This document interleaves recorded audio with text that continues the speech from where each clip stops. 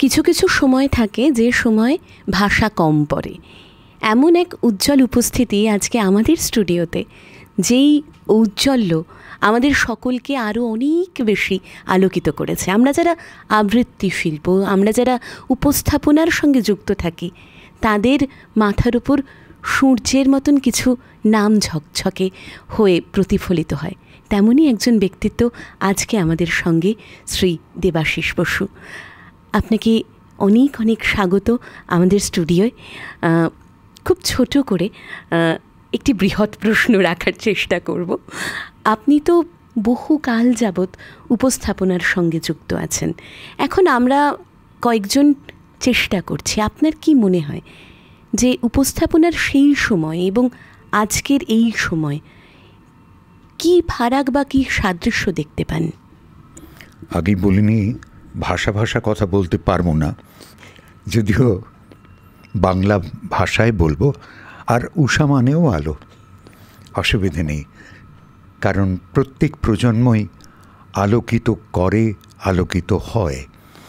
সময় তো বদলাবে। আমি যখন আকাশবাণীতে যাই সেই ৭৫ সালে, তখন একটা সময় ছিল। তারপর আমি যখন ওখান থেকে অবসর নিই, তারপরেও একটা সময় ছিল। মধ্যখানে আমাদেরও একটা সময় ছিল। উপস্থাপনার ভাবনা, ভাষা, আঙ্গিক বদলাবে, এটাই তো স্বাভাবিক। তবে অবশ্যই একটা কথা আমি বিশ্বাস করি, অতীত অধুনার কাঁধে হাত রেখে বলে আগামীর পথে এগিয়ে যাও, চরৈবেতি। তাই শাশ্বত কখনো মিথ্যে হয় না। তুমি তোমার মনের কথা যদি স্বচ্ছভাবে, সহজভাবে, সাবলীলতার সঙ্গে বলতে পারো, কেন অন্তর ছোঁবে না? কিন্তু স্বচ্ছ হতেই হবে।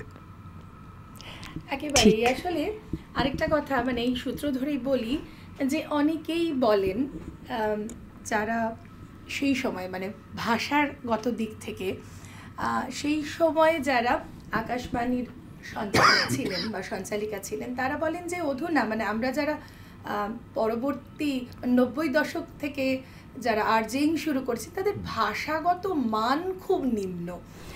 তো এটা কি মনে হয় যে সত্যি কি তাই? আমরা একটুখানি কুল ল্যাঙ্গুয়েজ বা ভাষা ব্যবহার করি বলে সত্যি কি খুবই নিম্নমানের ভাষা ব্যবহার করি? রুতলিন, দেখ একটা কথা বলি, যে মানটা তো একটা মানচিত্রও বটে, তাই না? সেটা হচ্ছে এখন যে সময়টা এসেছে সেখানে কুল আর হট মানে একই। ঠিক, অসুবিধে নেই। ওই যে বললাম, সময়ের সঙ্গে সঙ্গে ভাষার প্রক্ষেপণ বদলায়, ভাষার যা অলংকার বদলায়, অসুবিধে নেই। অনেক রকমের শব্দ ঢুকে পড়ে বাংলা ভাষার মধ্যে। এটা নতুন কিছু নয়, হয়তো আনুপাতিক হারে বেশি। তবে আমি একটা কথা বিশ্বাস করি, যেহেতু ৩টে ভাষাই কিছু হলে জানি, আমার মনে হয় প্রত্যেকটা ভাষার একটা নিজস্ব মাধুর্য রয়েছে, নিজস্ব একটা গাম্ভীর্য রয়েছে, মর্যাদা রয়েছে। তাই চট করে একটা বাক্য বলতে গিয়ে ৩ রকম ভাষাকে ব্যবহার করব না করলে ক্ষতি নেই। তাতে কিন্তু ভাষার প্রসারতা প্রমাণ হয় না, কিছুটা দীনতা প্রমাণ হয়, তাই না? ওই দিকটা একটু ভেবে দেখলে মন্দ হয় না। না, নিম্ন মান আমি বলবো না। দেখ, রুচির ব্যাপারটা তো যার যেমন নিজস্ব।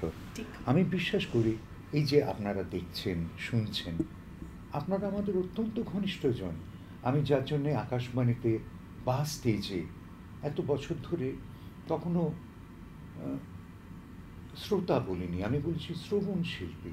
কারণ রবীন্দ্রনাথ তো স্বয়ং বলেছেন, আমি তাকেই কেবল দিতে পারি ঠিক সুরটি লাগিয়ে চাইতে পারে যে। আর একটা কথা আমি বিশ্বাস করি, আমি পরের প্রজন্মকে বিশ্বাস করি, শ্রদ্ধা করি। সুতরাং ওরা খারাপ করতে পারে না, ওরা নিজেদের ঠিক করে নেবে, আমাদেরও ঠিক করে দেবে, এটা আমার বিশ্বাস। একদম। এই আশীর্বচন এবং এই আশীর্বাদ নিয়ে আমাদের পরবর্তী প্রজন্মে যারা আমরা রয়েছি, আমাদের আগামীর পথ চলা। আর কি বলবো, আমাদের কথা বলা, আমাদের কখনো যদি বেঠিক পথে যাই, তোমরা যারা অগ্রজ রয়েছো আমাদের একটুখানি না হয় বকে বা একটু মৃদু ধমক দিয়ে বা কাঁধে হাত দিয়ে ঠিক পথটা চিনিয়ে দেবেন। সে মনে হয় ঠিক ধরেছে, অনেক সময় বকলে বকে যায়।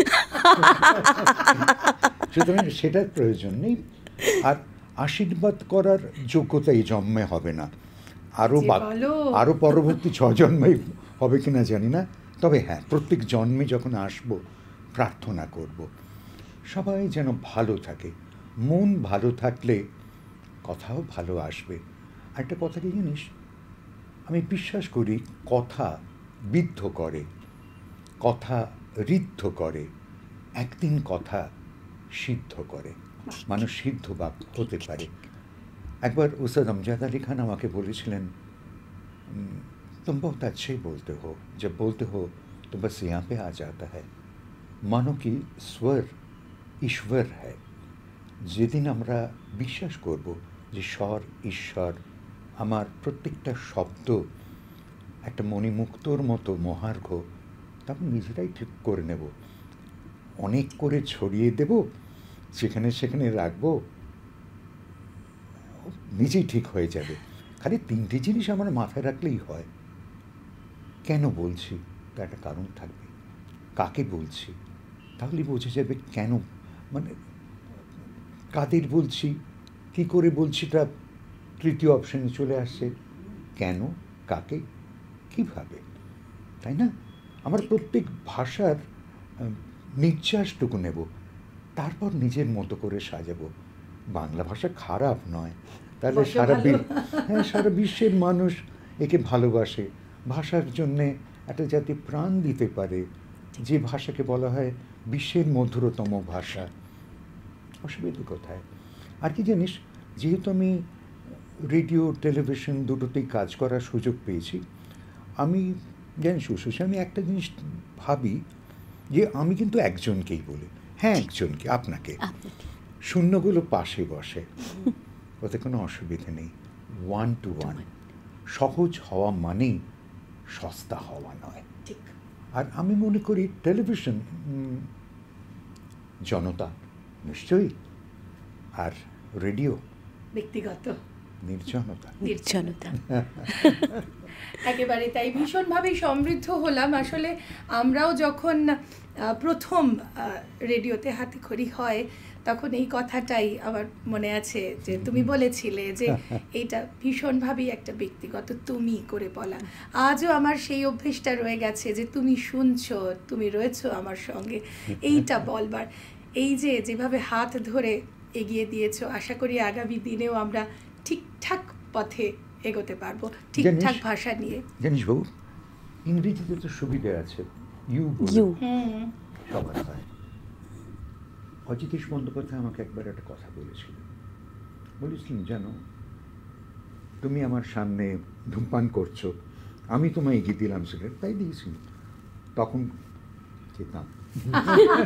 তো উনি বুঝতে পেরেছিলেন খাওয়া হয় না, মানে হোক বলে দিয়ে নিজেই লাইটারটা জেলে দিয়ে একটা কথা বলেছিলেন যে দেখো, অপমান অনেকভাবে করা যায়, সিগারেট খেলেই অসম্মান করা হয় না।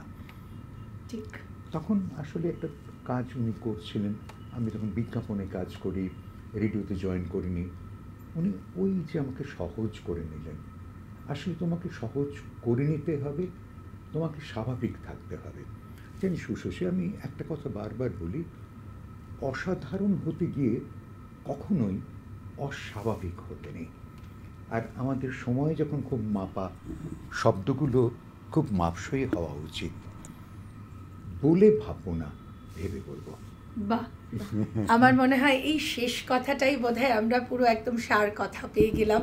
এবং আগামী দিনে যারা ভাবেন যে আমরা এই মাস কমিউনিকেশন বা এই গণমাধ্যমে আমরা কথা বলতে চাই, সেটা বেতার হতে পারে, সেটা দূরদর্শন হতে পারে, আজকাল সোশ্যাল মিডিয়াও হয়েছে, মুখোমুখিও হতে পারে, বন্ধুর সঙ্গে বন্ধু, একেবারেই তাই।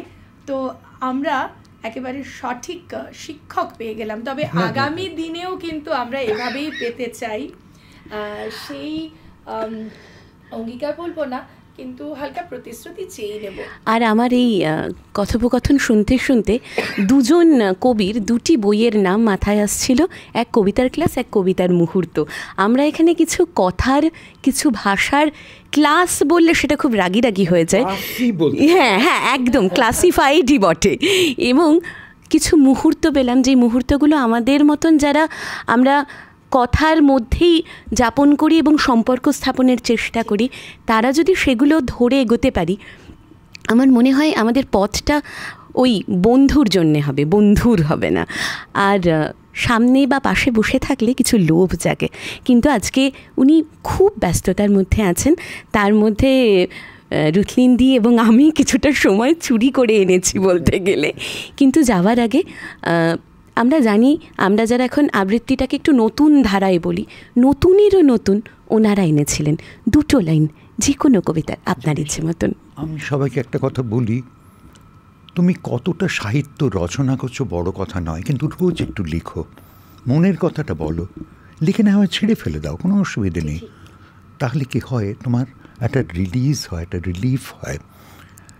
এবং কি হয় জিনিস, আমরা যারা কথা বলি, আমরা তো যখন ভাবি তখন শুনি, তাই কথা কত সুন্দরভাবে সাজানো যায়। অনেক কথার ভিড়ে আসল কথাটা যেন হারিয়ে না যায়। তাই আমি রোজ লিখি, আর খুব ছোট্ট করে লিখি বলে শব্দগুলো ভীষণ জরুরি হয়ে পড়ে। সেরকমই একটি লেখা নিজের। কারো কারো কাছে স্বার্থই বড়, প্রয়োজনে করে প্রিয়জন, মেকি দুনিয়াটা নিষ্ঠুর বড়, প্রিয়জনই শুধু প্রয়োজন। নমস্কার। সাধারণ ধন্যবাদ। আগামী দিনে আবারও ঠিক এইভাবেই পেতে চাই রেডিও নিউ টাউনের সমস্ত দর্শক এবং শ্রোতা বন্ধু, সমস্ত প্রিয়জনেদের কাছে। আমরা রোজ আসি, তবে নিশ্চয়ই দেবাশিস তাকে আবারও নিয়ে আসবো। অবশ্যই। ভালো থাকবেন, সবাইকে ভালো রাখবেন। নমস্কার।